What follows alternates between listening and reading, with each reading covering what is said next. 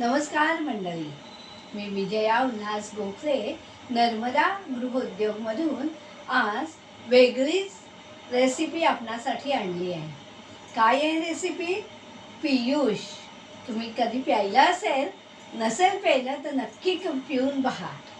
तर पहिले साहित्य पाहूया काय लागणार आहे पियुषला. तर सर्वप्रथम हे दही आहे. 1 बाउल दही घेतलंय. पिठी साखर करून घेतले पटकन विरघळावी म्हणून. आणि हे केशरयुक्त श्रीखंड आहे. आणि हा काजू, बदाम, पिस्ता, जायफळ आणि वेलची यांची पावडर आणि काजू बदाम आहेत त्याचे तुकडे छोटे करून घेतले. तर आणि पाणी लागणार आहे. तर हे एकत्र करून जे होतं ते पियुष आहे. तर ते कसं एकत्र करायचं ते आता आपण पाहूया. आणि पियुष नक्की पिऊन बघा. आता उन्हाळा येणार आहे त्यामुळे उन्हाळ्याची चाहूल जाणवू लागली की पियुषची आठवण येतेच ना. तर मग चला पियुष पाहू.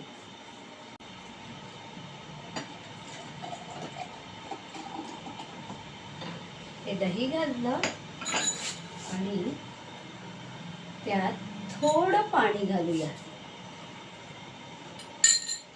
अगदी थोडं घातलंय. आधी दही घातलं मग पाणी. आणि आता हे श्रीखंड त्यात घालायचंय.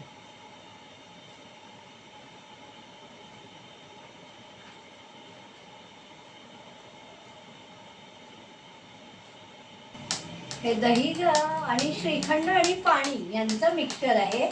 ते श्रीखंड आणि दही एकजीव झालं पाहिजे तर त्याचा स्वाद चांगला लागतो. आणि थोडी आपण साखर घालूया. जर दही आंबट होतं उन्हाळा असला त्यामुळे थोडी साखर घालूया. त्यात आता सगळ्यात शेवटी हे शोभेसाठी काजू, बदाम, वेलची, केशर आणि जायफळ यांची पावडर आणि तुकडे.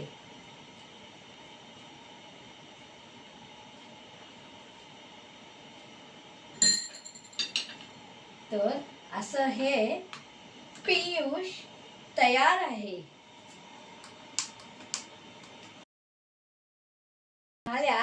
आम्ही लहान असताना आम्ही नेहमी पनवेलला प्यायचो. ती आठवण आता झाली आणि म्हणून आज ही रेसिपी करण्याची संधी मला ह्या यूट्यूबमध्ये मिळाली.